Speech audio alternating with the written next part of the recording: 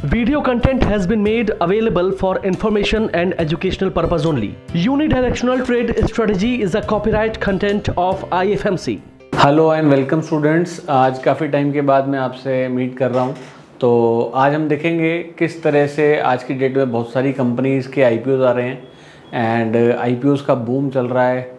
कई सारी कंपनीज़ हैं जो लिस्ट हो रही हैं एंड बहुत अच्छे प्रीमियम्स जो हैं ग्रे मार्केट में भी हमारे को उनको देखने को मिल रहे हैं। तो सबसे पहले हम चलते हैं एक वेबसाइट पे चित्तौड़गढ़.com, जहाँ पर हमारे को दिखेगा कई सारे IPOs जो हैं वो आ रहे हैं। तो जो हमारे IPOs हैं ये बेसिकली दो पार्ट्स में डिवाइड होते हैं।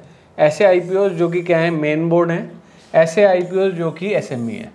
अगर हम अभी देखें, सितंबर का महीना अभी स्टार्ट ही हुआ है एंड सितंबर के अंदर 1 2 3 4 5 6 7 8 9 10 IPOs जो हैं नियरली अबाउट महीने में आ रहे हैं। ये जो है ये बुल मार्केट को देखने का एक बहुत अच्छा साइन है। जब मार्केट में तेज़ी होती है उस टाइम सबसे ज़्यादा जो कंपनीज हैं वो अपने IPO लेके आना चाहती हैं, यानी बाज़ार के अंदर एक बुल रन ही चल रहा है जो कि हमारे को IPO से नज़र आता है। अभी रिसेंटली एक कंपनी का IPO आया था जिसका सबने आपने नाम भी सुना होगा, which is Bajaj housing and finance limited. 9 सितंबर से 11 सितंबर तक ये ओपन था एंड तो मैं इसको खोल लेता हूँ। अब बजाज हाउसिंग एंड फाइनेंस का अगर हम सब्सक्रिप्शन देखें तो यहाँ पर जाके हम सब्सक्रिप्शन देख सकते हैं।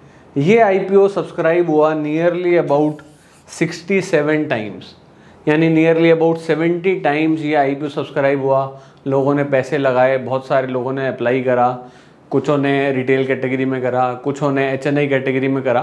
बट ऐसा ज़रूरी नहीं है कि सबको शेयर मिल गए होंगे क्योंकि सब्सक्रिप्शन जो था वो ज़्यादा था। अब मार्केट के अंदर पैसा कमाने के लिए सबसे इम्पॉर्टेंट क्या है कि कल क्या होने वाला है उसको अगर हम आज एनालाइज कर पाएँ तो, यानी जिन लोगों ने इस IPO के आने से पहले, यहाँ पर डेट आ गई थी, इन्होंने सेबी के पास अपना प्रोस्पेक्टस फाइल करा था, तो जिन जिन लोगों ने ये एनालाइज कर लिया था कि बजाज फाइनेंस का IPO आने वाला है, चाहे बजाज फाइनेंस के हाउसिंग फाइनेंस के IPO का आपको शेयर मिलेगा या नहीं मिलेगा वो तो एक लक है। बट अगर किसी जने ने बजाज हाउसिंग एंड फाइनेंस को ना लेते हुए बजाज फाइनेंस का शेयर, यहाँ कहीं पर इसकी ट्रेंड लाइन टूट गई थी, यहाँ कहीं पर हमारे को हाईएस्ट वॉल्यूम मिला था, तो from 6700 it has reached nearly about 7600, जिसके अंदर कल भी ये IPO मतलब शेयर काफ़ी ज़्यादा बड़ा ही है। तो मार्केट में पैसे वो बनाएगा जो कल क्या होने वाला है उसको आज एनालाइज कर पाएगा और उसके अंदर पहले से ही पोजीशन बना के बैठ जाएगा। तो this is one of the example. Same way अभी रिसेंटली एक और कंपनी का IPO आया जो मैं आपको दिखाता हूँ, which is tyres cross PN Gadgil jewellers. 10th सितंबर से 12th सितंबर ज्वेलरी का IPO आया। तो इससे सबसे ज़्यादा फर्क पड़ेगा किसको, जो ज्वेलरी बेस्ड कंपनीज होंगी उनको। हाँ, सिर्फ ये नहीं है कि भाई ज्वेलरी का IPO आ रहा है तो हम ज्वेलरी की कंपनी को बाय कर लें। हमारे को ये एनालाइज करना पड़ेगा कि कौन सी कंपनी जो आ रही है वो क्या वैल्यूएशन पे आ रही है, जो हमें बाकी कंपनीज मिल रही हैं उस सेक्टर की वो क्या वैल्यूएशन पे है। तो जब कोई नई कंपनी आएगी तो लोग क्या करेंगे, या बड़े बड़े इंस्टीट्यूशंस भी क्या करेंगे, उन दोनों को वैल्यूएशन वाइज कंपेयर करना स्टार्ट करेंगे। तो पीछे कुछ दिनों में देखेंगे तो टाइटन का शेयर भी पिछले 2 महीनों के अंदर काफ़ी ज़्यादा बड़ा है। तो अब जिस दिन उसकी लिस्टिंग होएगी उस दिन भी टाइटन हमारे को मोस्ट प्रोबेबली क्या मिलेगा, ऊपर ही मिलेगा, क्योंकि उस दिन अगर कोई IPO लिस्ट हो रहा है और वो 70% ऊपर हो रहा है तो मोस्ट प्रोबेबली क्या होगा, जो उसके कॉम्पिटिटर्स हैं वो सारे भी उस दिन ऊपर हो जाएंगे। तो हम अगर कुछ इन चीज़ों को पहले एनालाइज कर पाएंगे तो वो ज़्यादा अच्छा है।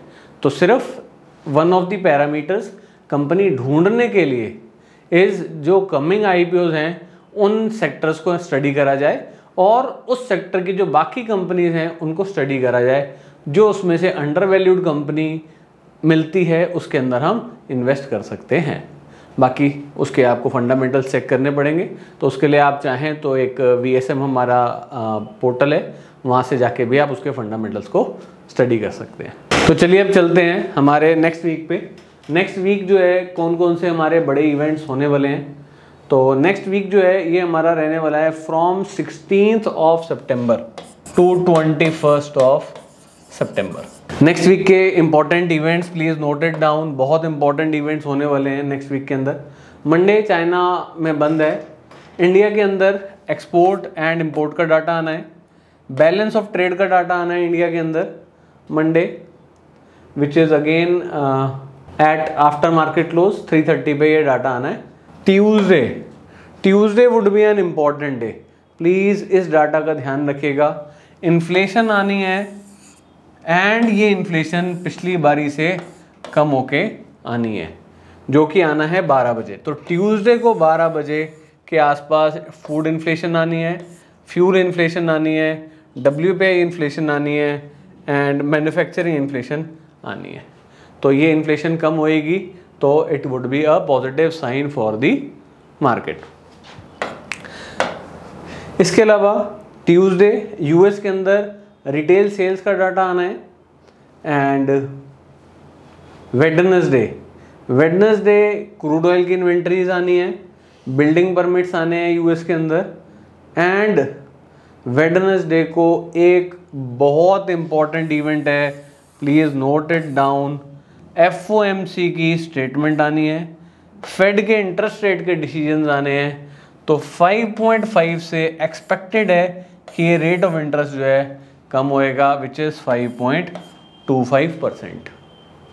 तो ये एक बहुत इम्पॉर्टेंट डाटा जो आना है इस वीक के अंदर। तो ऐसे टाइम पे अपनी पोजीशंस को लाइट कर ली जाए, बड़ी पोजीशंस है तो उनको हेज कर लिया जाए, कैश वाले अगर हैं तो प्रॉफिट बुक कर लिया जाए, थोड़ा सा लाइट रहा जाए तो वो ज़्यादा अच्छा है। बाकी इन इवेंट्स पे हमारे को वॉलेटिलिटी जो है मार्केट के अंदर देखने को ज़्यादा मिल सकती है। थर्सडे जो कि रात को ही FOMC की प्रेस कॉन्फ्रेंस है, आने वाले टाइम के लिए भी बताएंगे कि भाई आगे क्या रेट ऑफ इंटरेस्ट कट हो सकते हैं या नहीं हो सकते।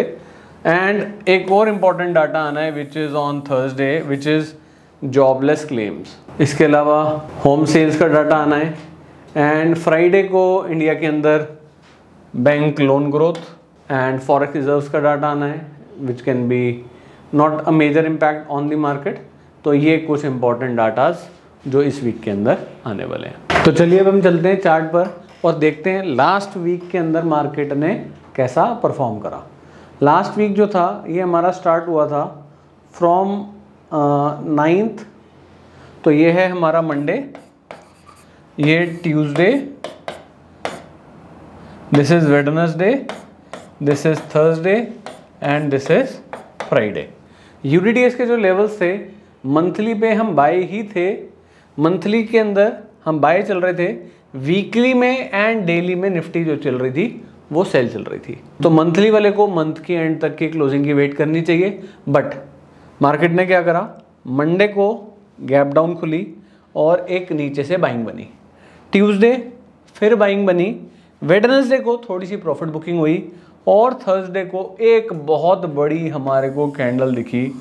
एक्सपायरी वाला दिन भी था, ऑप्शंस के प्रीमियम बहुत ज़्यादा भागे और ये एक बहुत बड़ा बंदा हमारे को मार्केट में एंटर होते हुए दिखा। शायद इसको वो पता है जो हम में से किसी को नहीं पता है। तो ऐसे बड़ी कैंडल्स का हमेशा हमारे को ध्यान रखना चाहिए। और इस कैंडल ने क्या करा, हमारा जो लेवल था वो ये वाला लेवल भी कट गया और ये वाला लेवल भी कट गया। यानी ये एक स्ट्रॉन्ग बंदा आया जिसने डेली वाले को भी बाय में कन्वर्ट कर दिया और वीकली वाले को भी बाय में कन्वर्ट कर दिया और मंथली तो हमारा ऑलरेडी बाय चल ही रहा था। तो अब जो हमारे नेक्स्ट वीक के लिए लेवल्स रहेंगे उनको नोट डाउन कर लीजिए। Nifty is now again in an upward direction with monthly support of 25030। हाँ, वीकली भी हमारा बाय ही है 24,823 एंड डेली भी अब हमारा बाय आ गया है विच इज़ 25,059। सो जो लोग इंट्राडे कर रहे हैं, शॉर्ट पोजिशनल कर रहे हैं, उनको भी तेज़ी रखनी है। जो मीडियम टर्म के पोजिशनल ट्रेडर्स हैं उन सबको भी तेज़ी रखनी है। एंड 25,000 मेरा हमेशा फोकस जो है मंथली पे ज़्यादा होता है, क्योंकि बाज़ार को जो चला रहे हैं वो मंथली प्लेयर्स ही चला रहे हैं। इस लेवल का थोड़ा सा कॉशियसली ध्यान रखेंगे। 25,000 एक साइकोलॉजिकल भी लेवल है एंड हमारा UDTS का मंथली लेवल भी है। तो जब तक हम इन सब के ऊपर हैं हमें तेज ही रहना है। और अगर हम देखें यहाँ पर और ये जो डेली वाला लेवल है, ये दोनों पास पास ही हैं। तो जब दो लेवल हमारे को सिमिलर से पास पास नज़र आ रहे हैं तो उस लेवल को थोड़ा सा स्ट्रॉन्ग सपोर्ट मान के चलेंगे। तो 25,000 जो है एक इम्पॉर्टेंट लेवल रहेगा। वैसे हम monthly, weekly as well as daily तीनों पैरामीटर्स पे निफ्टी दोबारा अप हो गई है। तो चलिए अब चलते हैं बैंक निफ्टी के लेवल्स पे। बैंक निफ्टी के चार्ट पर, बैंक निफ्टी के अंदर हम पिछली बारी सर ने बताया था monthly as well as weekly as well as daily हम सारे उस पर अप ही थे। एंड यहाँ पर जो ये लेवल सर ने बताए थे 51,100 एंड 58,89, तो ये था हमारा Monday, Tuesday, Wednesday, Thursday and Friday.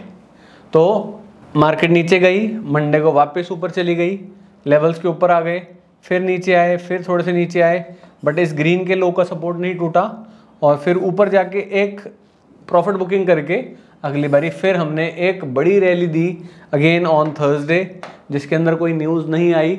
But मैं ये मान के चलता हूँ ये ही बड़ा बंदा है और एक ये बड़ा बंदा है जिन्होंने मार्केट के अंदर स्ट्रॉन्ग पोजीशंस बनाई हैं। तो बाकी जो छोटी छोटी कैंडल्स हैं वो कमज़ोर दिल वाले लोग हैं, यही हैं जो बड़े लोग हैं।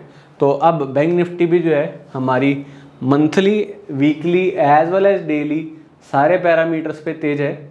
बट अगर हम यूनिटी मॉनिटर पे देखेंगे तो यहाँ पे कुछ फ्लो आ रहा है, तो ये डाउन नहीं है, ये हमारी अप हो गई है। डेली भी हमारा डाउन नहीं है, अप हो गया है। Please note down the levels. Monthly हमारा लेवल सही आ रहा है 58,89, यही है सबसे सॉलिड लेवल। तो मंथली पे हम अप हैं। वीकली 51,100 जो है ये हमारी क्या आ रही है, वीकली की सपोर्ट आ रही है। डेली पर भी हम अप हैं एंड डेली की भी जो हमारी सपोर्ट है वो 51,100 पे ही है। तो now we are on weekly up. तो जो इंट्राडे के ट्रेडर्स हैं, शॉर्ट पोजीशनल ट्रेडर्स हैं, पोजीशनल ट्रेडर्स हैं और लॉन्ग पोजीशनल ट्रेडर्स हैं, वो सारे बैंक निफ्टी के अंदर तेज़ी की पोजीशन को ही ध्यान रखेंगे। तो बेटर क्या है कि हम एक डायरेक्शन व्यू के साथ ही मार्केट में काम करें, क्योंकि सबसे इम्पॉर्टेंट क्या है मार्केट के अंदर, क्लैरिटी ऑफ द व्यू कि हमें करना क्या है। तो हमें अब ये समझ आ गया करनी तो तेज़ी है, तो उसके ऊपर फोकस करना है। तो हमें ये नहीं हो कि हम इंट्राडे कह रहे हैं बुल है, बियर है, तो बार बार अपने व्यू को ना चेंज करें। हमें चीज़ जो है वो क्लियर होनी चाहिए। क्लियर डायरेक्शन होएगी तो आपकी विनिंग प्रोबेबिलिटीज़ ज़्यादा बढ़ेंगी। तो सेम वे इन सारी चीज़ों को प्रैक्टिस करिए एंड अपने आप को रिफाइन करिए। Thank you and all the best.